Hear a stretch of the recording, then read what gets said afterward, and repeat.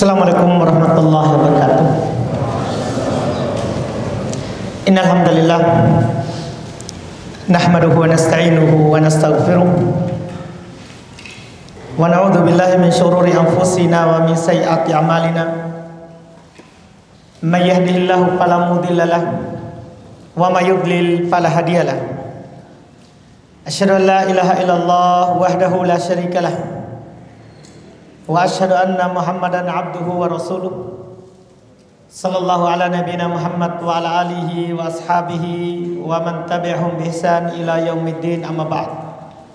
Kaum muslimin jamaah salat maghrib rahimani wa rahimakumullah. Alhamdulillah, kembali di malam hari ini kita melanjutkan kajian adab dengan membaca kitab Al-Adabul Mufrad, khususnya hadits-hadits yang sahih di dalam Adabul Mufrad karya Al-Imam Abu Abdullah Muhammad ibn Ismail Al-Bukhari yang dikenal dengan Imam Al-Bukhari rahimahullah. Di pertemuan kita di hari ini kita akan masuk di bab pertama yang beliau sebutkan. Bab pertama yang beliau sebutkan di kitab beliau ini, kitab tentang adab yang perlu untuk diketahui oleh seorang muslim, demikian pula muslimah. Kata beliau rahimahullahu taala, babu qaulihi taala, bab firman Allah Subhanahu wa taala, wa wassaynal insana biwalidayhi ihsana. Beliau judul bab di sini bukan dari ucapan beliau. Beliau berikan judul berupa ayat dalam Al-Qur'an.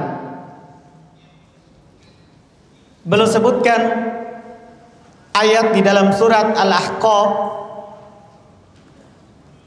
ayat yang ke-15 sebagai judul bab. Kata beliau, Allah Subhanahu wa taala berfirman, wa wassaynal insana biwalidayhi ihsana.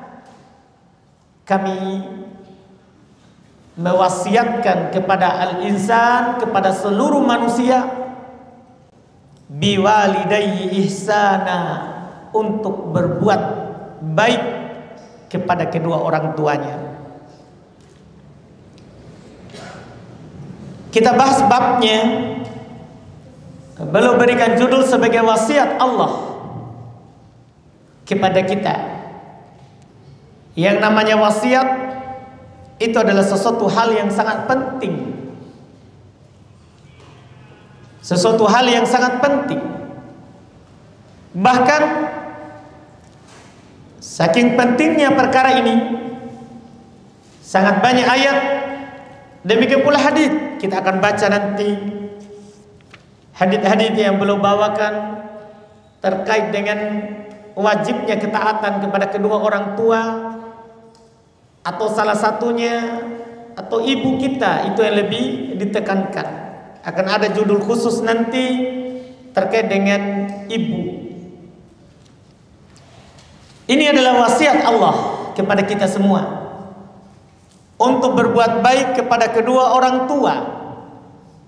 Bahkan Allah banyak menggandengkan di dalam kitabnya, di dalam ayat-ayatnya, antara haknya Allah dengan hak kedua orang tua yang kita punya. Misalnya Allah Subhanahu wa taala berfirman di surat Al-Isra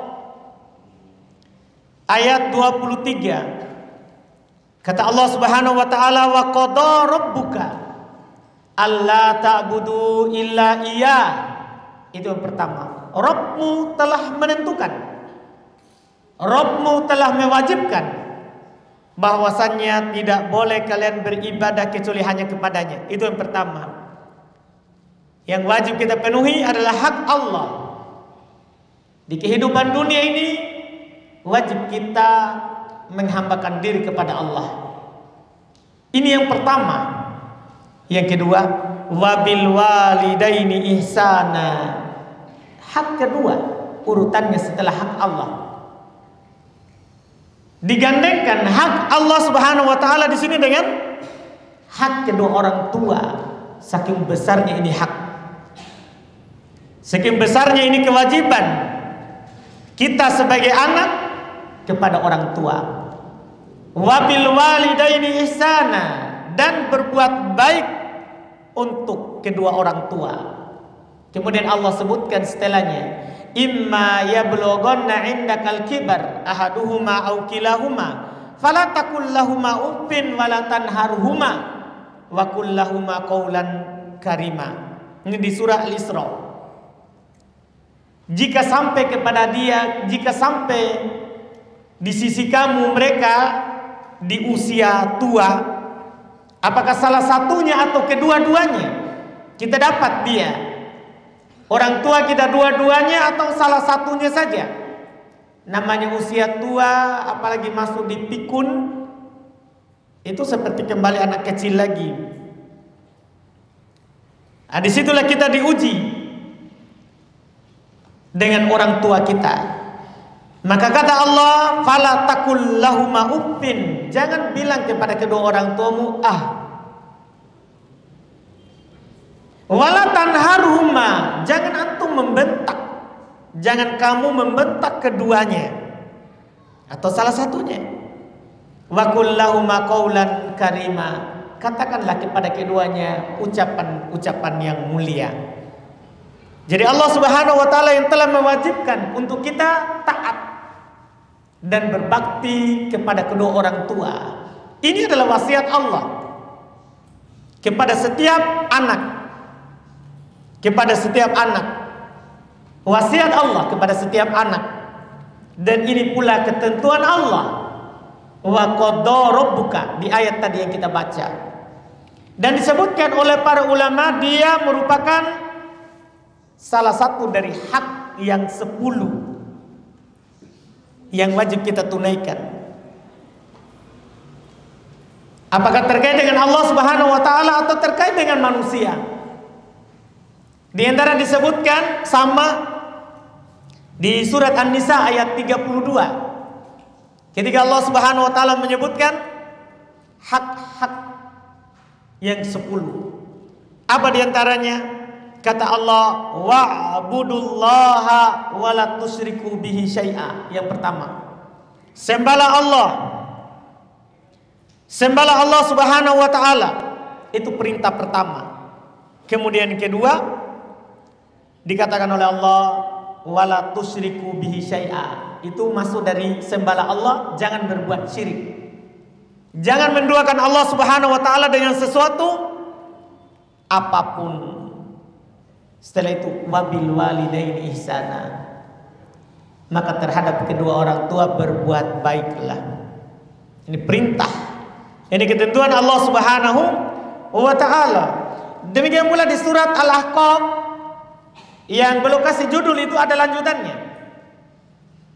Kenapa kita wajib berbuat baik kepada kedua orang tua? Apalagi nanti ibu ada bab khususnya. Kata Allah, wa wassaynal insana biwalidayhi ihsana hamalathu ummuhu kurhan wa wada'athu kurha. Kami wasiatkan kepada seluruh manusia, setiap anak, untuk berbuat baik kepada kedua orang tuanya. Ibunya telah mengandungnya di atas kesusahan dan melahirkannya pula di atas kesusahan. Yang mana kesusahan melahirkan walaupun sebentar itu lebih susah daripada mengandungnya selama 9 bulan. Ini sebabnya kenapa harus kita balas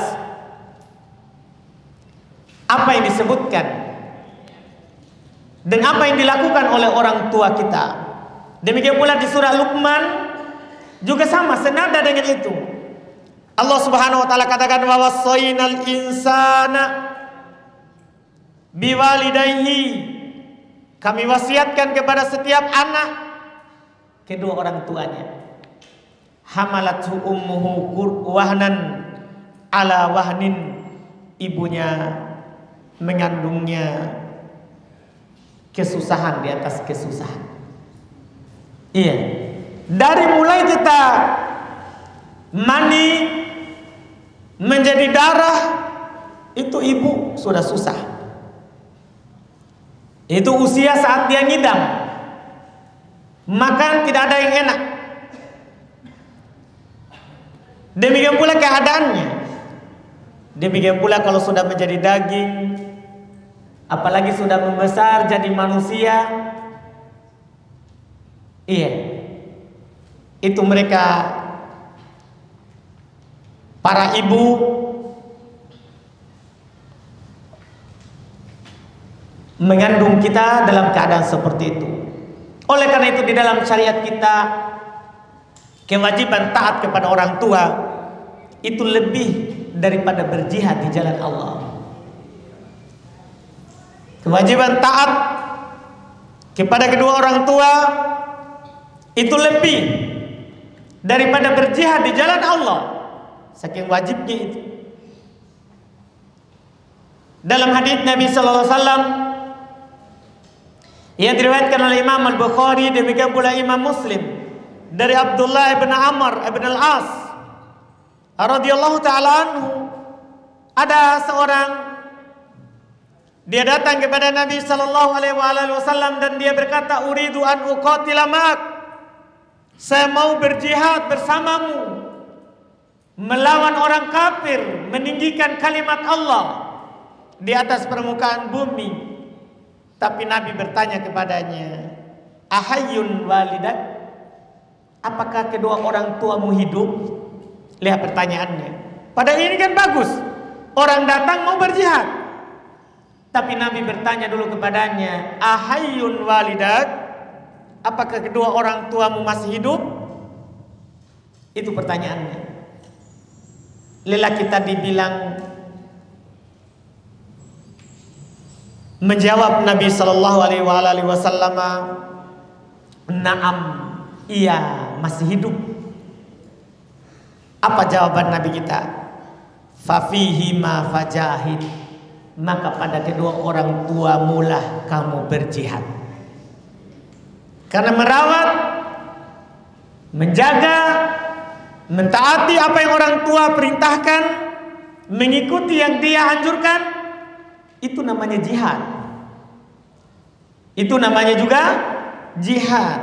Maka Nabi SAW lebih mengutamakan taat kepada kedua orang tua daripada jihad di jalan Allah Subhanahu wa taala, karena besarnya pahalanya. Bahkan dia adalah amalan yang paling dicintai oleh Allah setelah sholat 5 waktu, sebagaimana sebentar di hadits yang kita akan baca. Ini di judul bab ini kami ingin menegaskan wajibnya kita taat kepada kedua orang tua, karena dia adalah wasiat Allah, karena dia adalah hal yang diwajibkan oleh Allah kepada kita, karena dia adalah lebih utama daripada jihad di jalan Allah Subhanahu wa taala. Ini kepada kedua orang tua, tentunya selama bukan dalam rangka bermaksiat kepada Allah, selama itu kebaikan. Adapun kalau orang tua menyuruh kita untuk bermaksiat kepada Allah, maka tidak boleh kita taati, tapi tidak boleh durhaka. Tidak boleh kita taati, tapi kita tidak durhaka karena hal tersebut. Kita cukup tidak lakukan apa yang dia perintahkan. Kalau dalam hal maksiat, tapi kita tetap berbuat baik kepadanya di hal yang lain. Tidak boleh durhaka. Karena tidak boleh kita bermaksiat kepada Allah dalam rangka taat kepada makhluk. Karena hak Allah lebih di atasnya, hak orang tua adalah di bawah. Kata Nabi SAW dalam hadis, la ta'ata li makhlukin fi ma'siyatil khaliq. Tidak ada ketaatan pada makhluk kalau akan menjadikan kita bermaksiat kepada Allah. Tidak boleh. Maka disebutkan oleh Syekhul Islam Ibn Taimiyah rahimahullah bahwa ada 3 perkara boleh kita tidak taat orang tua, tapi bukan berarti durhaka. Maksudnya tidak taat, tidak ikuti apa yang dia suruh. tetap berbuat baik di kehidupan dunia ini sesuai dengan biasanya. Cuma kalau kita suruh, dia suruh kita ini, di tiga ini kita tidak durhaka kalau tidak lakukan. Pertama, kalau kita lakukan akan membahayakan orang tua kita. Boleh kita tidak lakukan dan tidak durhaka. Tidak durhaka. Contoh misalnya, dia suruh kita beli balok. Bapak, dia suruh beli balok. Dia suruh beli rokok. Rokok kan membahayakan orang tua.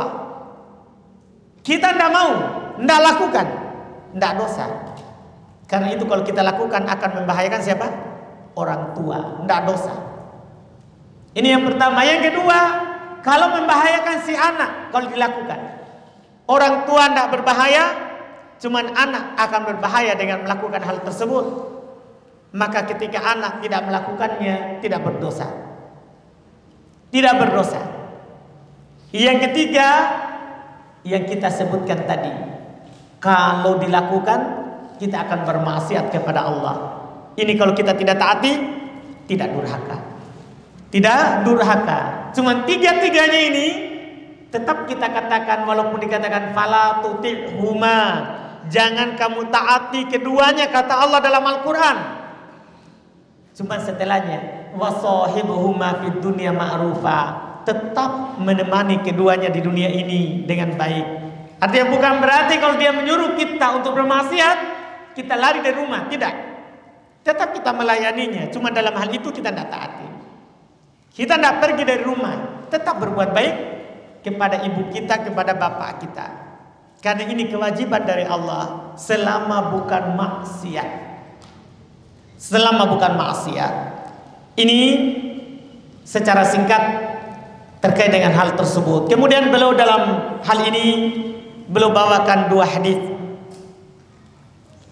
yang sahih dari Nabi sallallahu alaihi wasallam. Yang pertama kata beliau rahimahullah, haddatsana Abul Walid qala haddatsana Syu'bah qala Al-Walid ibnu Al-Unaizar Al-Aizar akhbarani qala sami'tu Aba Amr Asy-Syaibani yaqulu haddatsana sahibu hadhihi dar wa umma biyadihi ila dari Abdillah qala sa'altu an-nabiyya sallallahu alaihi wasallam ayyul amali ahabbu ila Allah azza wa jalla qala as-salatu ala waqtiha qultu thumma ayyun qala thumma birrul walidain qultu thumma ayyun qala thumma al-jihadu fi sabilillah qala haddatsani bihinna wala istazattuhu lazadani.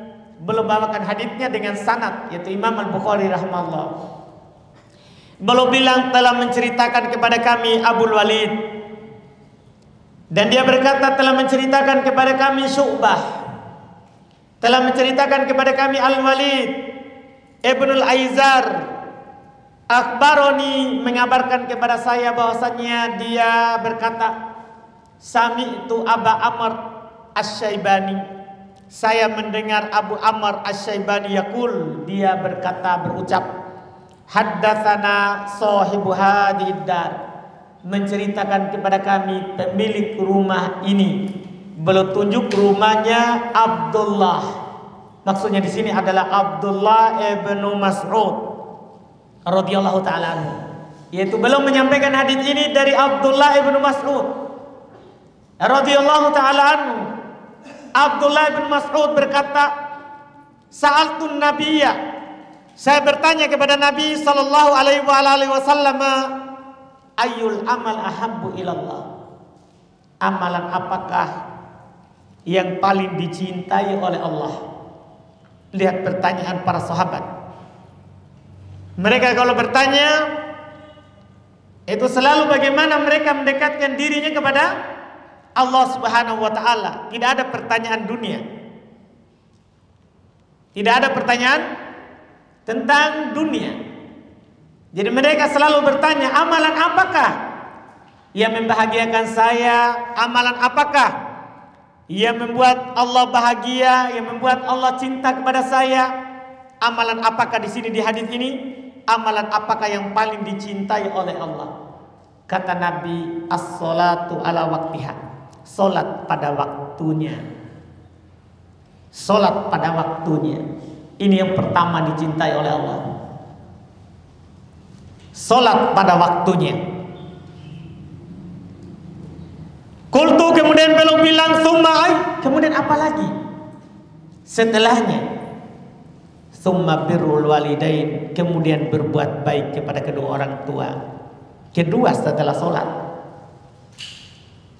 Kedua setelah sholat, berbuat baik kepada orang tua. Qultu summa ay, kemudian setelah itu apa lagi? Baru belum bilang tsummal jihadu fisabilillah, kemudian setelahnya berjihad di jalan Allah. Padahal jihad itu kan tingkat Islam yang paling tinggi. Tingkat Islam yang paling tinggi. Sebagaimana dikatakan oleh Nabi sallallahu alaihi wasallam dalam sebuah hadis, bahwa dia adalah Islam yang paling tingginya adalah berjihad di jalan Allah. Bersamaan dengan itu, kalau dibandingkan dengan birrul walidain, berbakti, berbuat baik kepada kedua orang tua, maka dia setelahnya. Ini tentunya keutamaan yang sangat besar. Dan dengan ini terdapat anjuran yang sangat dianjurkan bagi seorang anak untuk berbakti kepada kedua orang tuanya. Untuk berbakti kepada kedua orang tuanya. Setelah dia menjaga hak Allah, dia menjaga sholatnya, maka dia taat melayani kedua orang tuanya. Melayani kedua orang tuanya. Hadis ini disebutkan oleh para ulama. Di dalamnya terdapat keutamaan menjaga sholat 5 waktu. Tentunya, cuman ini bukan dalam pembahasan kita. Kita membahas sekarang wajibnya dan utamanya berbakti kepada kedua orang tua. Itu amalan yang paling dicintai oleh Allah, yang paling dicintai oleh Allah Subhanahu wa taala. Cuman fikih lainnya, kandungan lainnya menunjukkan keutamaan menjaga sholat di samping keutamaan berbuat baik kepada kedua orang tua, kepada kedua orang tua. Kemudian kata Ibnu Abbas radhiyallahu taala, kata Ibnu Mas'ud radhiyallahu taala anhu, qala haddatsani bihinna. Nabi sallallahu alaihi wasallam menyampaikan kepada saya ini hadis ini. Lawis tazattuhu lazadani. Kalau saya menambah, bertanya lagi kemudian apa, maka beliau akan menambah untukku. Maka beliau menambah untukku. Faedah lain dari hadis ini bahwa seorang di dalam melakukan agama, kalau dia tidak tahu, maka dia bertanya. Apakah agama secara umum? Demikian pula tentang fadail al-amal, keutamaan amalan. Tidak boleh kita membangun keutamaan amalan di atas perasaan atau sangkaan baik. Semuanya harus ditanyakan dalam syariat kita. Lihat ini sahabat Abdullah bin Mas'ud. Dia bertanya kepada Nabi, amalan apa yang paling dicintai? Nabi bilang, sholat pada waktunya. Tanya lagi, kemudian apa? Berbuat baik kepada kedua orang tua. Kemudian apa lagi? Berjihad di jalan Allah. Dan beliau katakan, kalau saya tambah bertanya, maka Nabi akan menambahnya. Akan menambahnya. Cuma ketika beliau dapatkan 3 itu, maka beliau berhenti. Ini ya, Masya Allah, hadis yang pertama. Bahkan di hadis yang kedua menunjukkan kepada kita nanti ridhonya Allah itu tergantung pada ridho kedua orang tua. Kata beliau rahimahullah, haddatsana Adam. Kita tidak jelaskan rawinya ya, karena yang kita inginkan adalah matannya, supaya tidak panjang pembahasan. Kata Imam Al-Bukhari rahimahullah taala, haddatsana Adam, telah menceritakan kepada kami Adam. Qala, beliau berkata, haddatsana Syu'bah, telah menceritakan kepada kami Syu'bah. Qala, beliau berkata, haddatsana Ya'la ibn Atha, telah menceritakan kepada kami Ya'la ibn Atha. Ini namanya sanad hadis. Imam Bukhari meriwayatkan hadis sampai kepada Nabi penukilannya dari guru ke guru tidak terputus. Dari guru ke guru tidak terputus. Bukan dikatakan dan mengatakan, karena menukil ilmu itu tidak boleh. Hanya sekedar kila maqal. Saya telah mendengar tapi tidak jelas dengarnya dari siapa, sama siapa, orang terpercaya atau tidak. Jadi sini Imam Bukhari membawakan dengan sanadnya. Dari Adam meriwayatkan dari gurunya Syu'bah meriwayatkan dari gurunya Ya'la ibn Atha. An Abi yaitu Atha. An Abdullah ibn Umar dari Abdullah ibn Umar qala, beliau berkata, ini namanya asar, bukan hadis. Tapi asar dari Ibnu Umar, perkataannya Ibnu Umar. Beliau berkata, dan ini sahih dari beliau, ridho Rabb fi ridhol walid wa sakhatur Rabb fi sakhatil walid. Itu bukan hadis, tapi perkataan Abdullah ibn Umar. Ridho Allah itu dalam ridho orang tua. Murkanya Allah itu pada murka orang tua. Ini besarnya hak orang tua. Yang mana murkanya orang tua menjadi sebab murkanya Allah kepada kita. Kenapa bisa seperti itu kalau kita bertanya? Apa sebabnya kenapa murka orang tua itu akan menjadi sebab murka Allah? Alasannya yang kami sebutkan di awal. Karena mentaati kedua orang tua itu wasiat Allah kepada kita, setiap anak. Alasan pertama. Alasan kedua, itu kewajiban dari Allah. Allah yang mewajibkan kita taat. Kalau kita tidak taat kepada orang tua, berarti kita melanggar perintah Allah. Kita tidak beribadah kepada Allah dengan hal tersebut. Berarti kita durhaka kepada orang tua, sekaligus durhaka kepada Allah. Karena Allah suruh kita. Allah yang perintahkan kita untuk taat kepada orang tua. Sekarang kita langsung durhaka. Berarti kita tidak taat orang tua, sekaligus tidak taat perintah Allah kepada kita. Itu sebabnya kenapa ridho orang tua itu akan menjadi sebab ridho Allah. Sebaliknya murkanya orang tua akan menjadi sebab murkanya Allah Subhanahu wa ta'ala. Alasannya adalah apa yang kami sebutkan tadi. Maka disebutkan oleh para ulama kita, Masya Allah, hadis ini atau ucapan ini, asar ini memberikan semangat dan dorongan kepada setiap anak untuk berusaha mendapatkan ridho orang tuanya. Demikian pula sebaliknya, orang tua tidak boleh menjadi sebab anaknya dimurkai oleh Allah. Dia harus permudah anaknya dalam melakukan ketaatan kepadanya. Tidak boleh dia mempersulit. Tidak boleh dia mempersulit anaknya, sehingga menjadi sebab anaknya akan jatuh dalam apa? Durhaka. Orang tua harus punya fikih dalam hal ini. Betul, anak wajib taat orang tua, tapi orang tua harus juga melihat maslahat untuk anaknya. Jangan sampai dia menjadi sebab anaknya juga durhaka. Jangan sampai dia menjadi sebab anaknya juga apa? Durhaka. Jadi sebagai orang tua harus permudah anak sesuai dengan kemampuan ya dan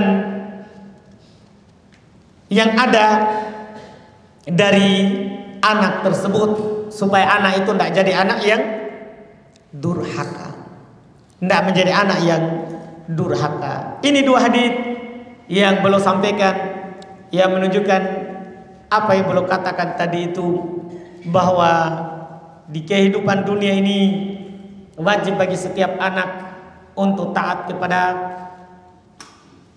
kedua orang tuanya. Nanti lagi masih ada tambahan ya, kita akan ambil di pertemuan akan datang. Masih ada beberapa bab ini tentang orang tua. Setelahnya ada birrul hukum berbuat baik kepada ibu. Kemudian bab ketiga birrul ab, berbuat baik kepada bapak. Ya. Kemudian di bab selanjutnya jazaul walidain, membalas kedua orang tua. Ya, secara umum. Jadi ini masih bab terakhir, uququl walidain, hukum durhaka kepada kedua orang tua. Jadi terkait dengan orang tua ini adalah bab yang sangat penting dalam sisi akhlak seorang muslim. Makanya belum memulai dengan banyak bab terkait dengan semua hak orang tua. Baru setelahnya nanti berikutnya dari orang yang memiliki ikatan kekerabatan bersama kita. Insyaallah taala kita akan bacakan lagi di pertemuan akan datang. Baik, ini ada pertanyaan.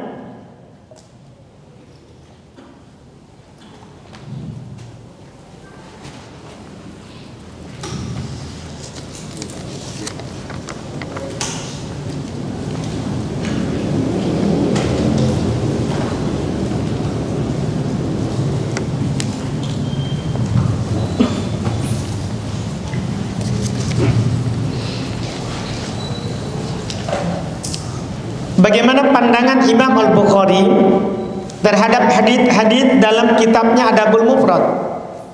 Karena kita tahu Syekh Al-Albani rahimahullah sampai menyelisihi kitabnya menjadi dua bagian, Sahih Adabul Mufrad dan Dhaif Adabul Mufrad. Bahkan menurut Syekh Al-Albani ada penilaiannya yang maudhu terhadap hadisnya dalam kitab tersebut. Iya, karena dalam hadis Adabul Mufrad ini Imam Al-Bukhari tidak mempersyaratkan dia sahih.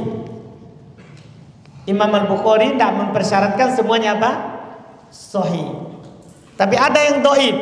Cuma perlu kita perhatikan, Imam Al-Bukhari tidak menjadikan pokok dari bab itu hadis yang dhaif. Belum bawakan yang dhaif itu sebagai syawahid, pendukung. Jadi misalnya terkait dengan berbuat baik kepada kedua orang tua ini, belum sampaikan dulu hadis pertama sahih,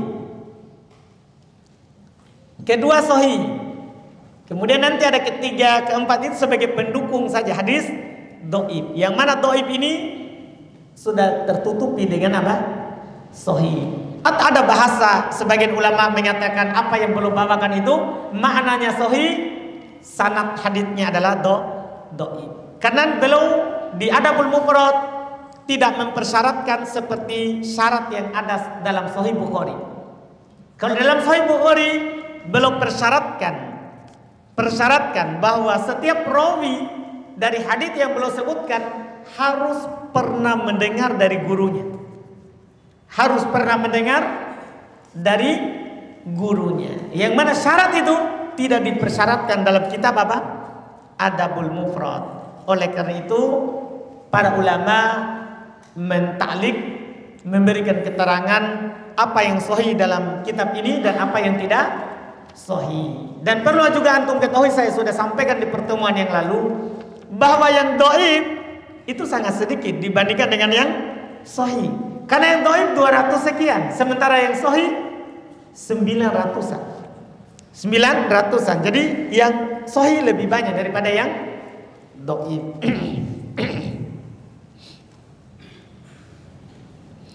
Dosakah menunda solat? Dosakah menunda waktu solat? Tentunya kalau tanpa udzur. Menunda solat sampai keluar waktunya maka berdosa jika tanpa udzur. Kalau ada udzur tidak berdosa. Misalnya udzurnya dia tidur, atau dia pingsan, atau tiba-tiba dia gila. Iya, ini kan namanya udzur. Dia namanya apa? Udzur. Maka dia tidak berdosa kalau ada udzur. Tapi tanpa udzur dosa. Tanpa udzur dosa. Wallahu a'lam.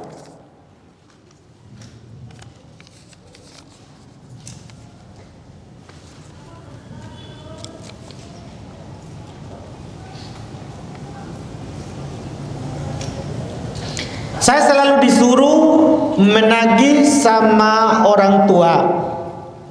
Menagih apa? Apakah harus taat dengan uang riba? Menagih apa berarti? Menagih? nagih utang. Terus yang ditagih apa? Utang apa? Dan tagihan itu ada ribanya. Orang tuanya kasih pinjam uang orang lain dengan cara berbunga. Nah, pertama nasihat orang tua bahwa itu adalah riba. Makan harta riba itu bahaya dunia akhirat. Makan harta riba itu adalah bahaya dunia akhirat. Disebutkan oleh Allah Subhanahu wa taala bahwa nanti orang yang makan uang riba itu akan bangkit di hari kiamat dalam keadaan seperti orang kerasukan setan. Jadi kita nasihatkan bahwa percuma kita bahagia di dunia ini banyak uang, tapi uangnya uang haram yang akan menjadi sebab kita sengsara di akhirat, bangkit di kuburan, pergi ke padang mahsyar di hadapan Allah dalam keadaan apa? Seperti orang kerasukan setan. Itu yang kita nasihatkan. Terus kita juga kasih tahu Allah telah haramkan riba. Kalau kita mau maka kita lakukan saja transaksi jual beli yang halal. Karena Allah katakan wa halallahu al-bay'a wa harrama riba. Allah halalkan jual beli dan Allah haramkan riba. Kita nasihati dulu awal. Setelah itu kita sudah nasihati, kalau dapat hidayah alhamdulillah, kalau tidak maka doakan lagi hidayah. Kalau kita disuruh, kalau bisa menghindar. Tapi kalau dipaksa, tidak bisa menghindar, kita dipaksa, lakukan dengan hati yang mengingkari terakhir. Lakukan dengan hati yang mengingkari, itu paling terakhir. Tapi lakukan dulu dua hal pertama, nasihati, sampaikan. Kemudian menghindar kalau bisa. Itu wallahu alam.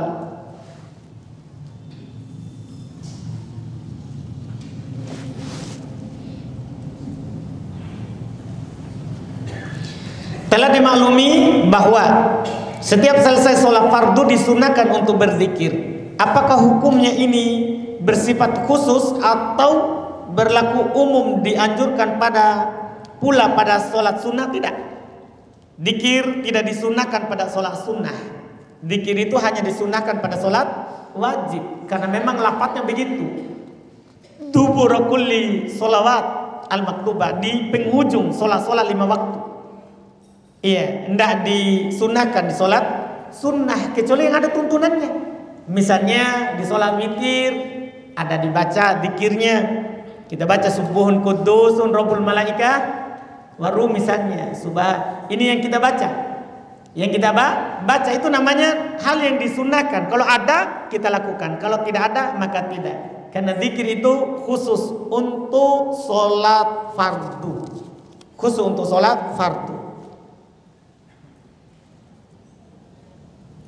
Apakah boleh memakai celana jas hujan di bawah mata kaki agar celana tidak basah? Boleh.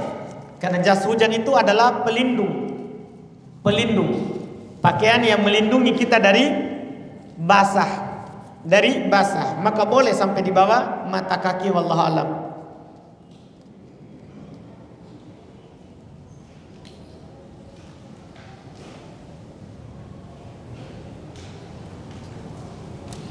Bagaimana hukum mendatangi tempat peribadatan orang kafir seperti candi, kuil, kelenteng dan semisalnya hanya untuk berwisata semata? Tidak boleh.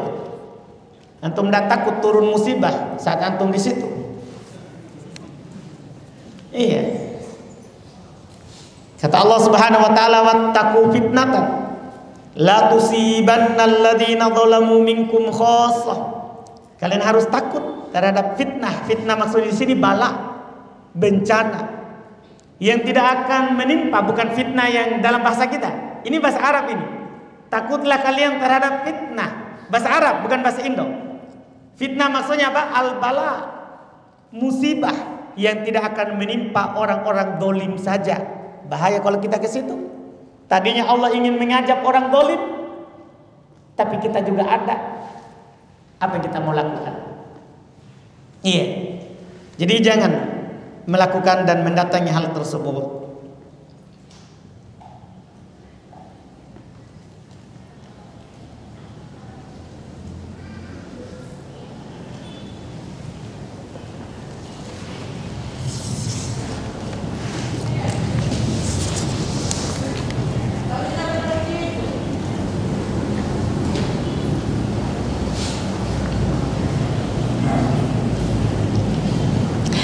Di sini ada pertanyaan, bolehkah memasang atau memajang foto Wali Songo atau ulama di tempat usaha dengan niat mengharapkan keberkahan darinya? Iya. Ini adalah syirik. Mengharapkan keberkahan pada wali. Kalau dia wali, maka yang berkah adalah apa yang disampaikan kepada kita berupa ilmu.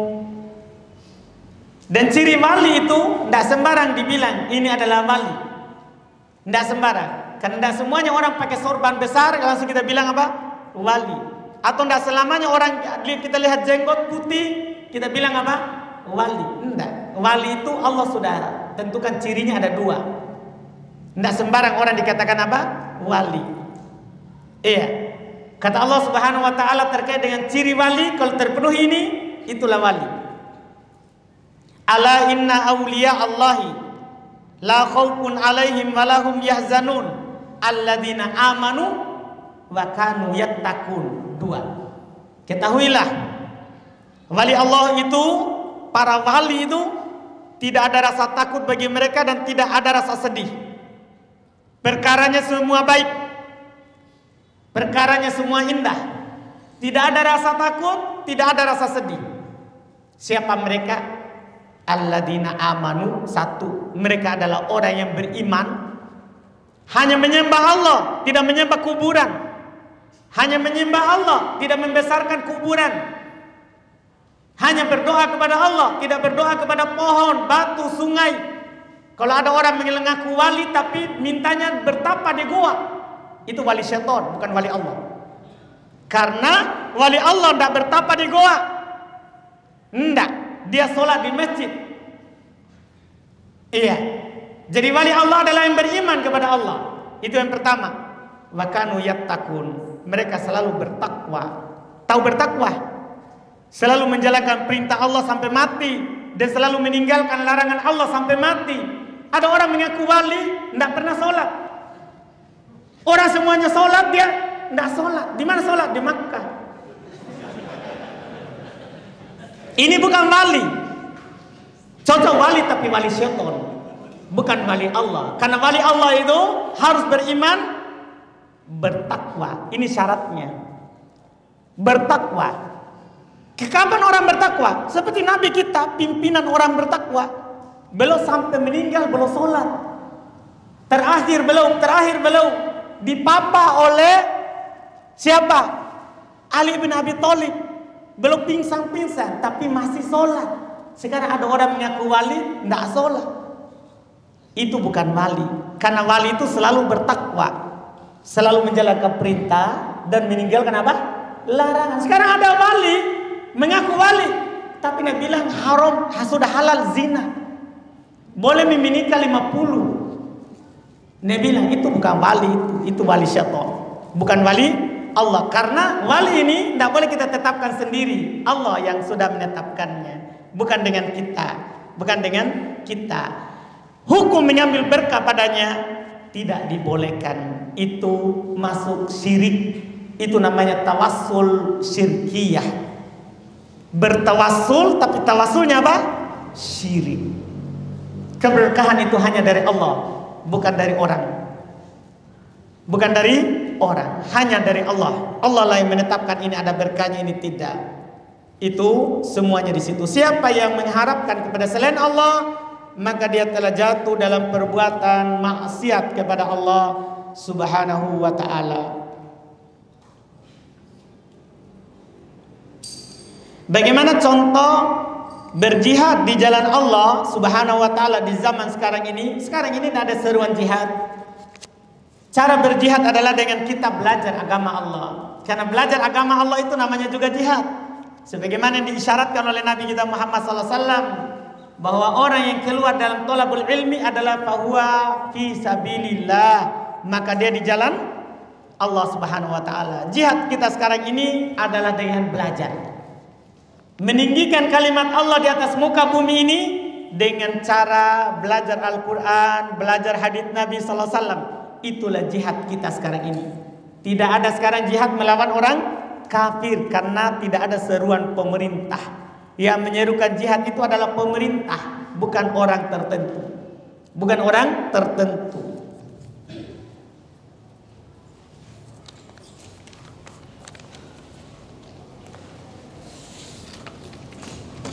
Ada bertanya langsung?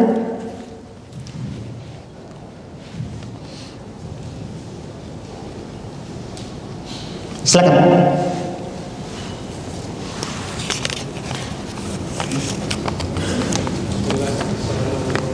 Waalaikumsalam warahmatullahi wabarakatuh. Saya ingin bertanya Ustaz, ibu saya seorang janda tidak memiliki pekerjaan.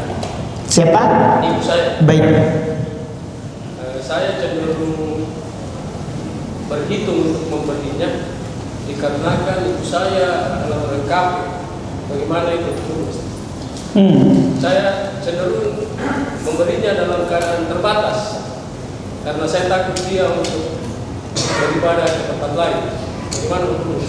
Iya, bantu saja sesuai dengan ma'ruf. Batasannya itu adalah batasan sesuai dengan kebiasaan. Orang kasih orang tuanya berapa? Kan di itu dikatakan dalam Al-Quran, wasahibuhuma fid dunya ma'rufa. Tetap di dunia berikan dengan ma'ruf, maksudnya sesuai dengan uruf. Kita batasinya itu sesuai dengan uruf, itu kita lakukan. Adapun penggunaannya nanti urusan dia, bukan urusan kita. Kita tidak dosa terhadap apa yang dia lakukan. Kita tidak berdosa dengan apa yang dia lakukan. Lakukan saja kewajiban kita sebagai manusiawi, sebagai anaknya. Setelah itu masalah penggunaannya dia sendiri. Dia sendiri.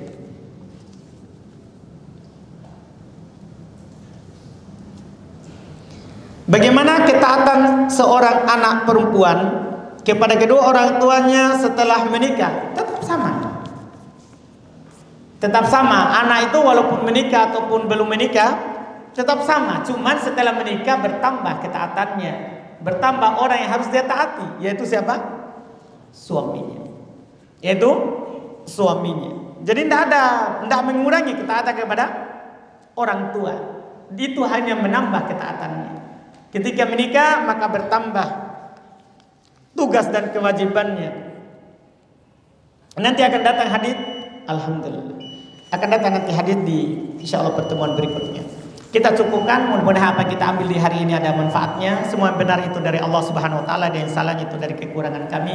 Subhanaka wa bihamdika asyhadu an la ilaha illa anta astaghfiruka wa atubu ilaik. Assalamualaikum warahmatullahi wabarakatuh.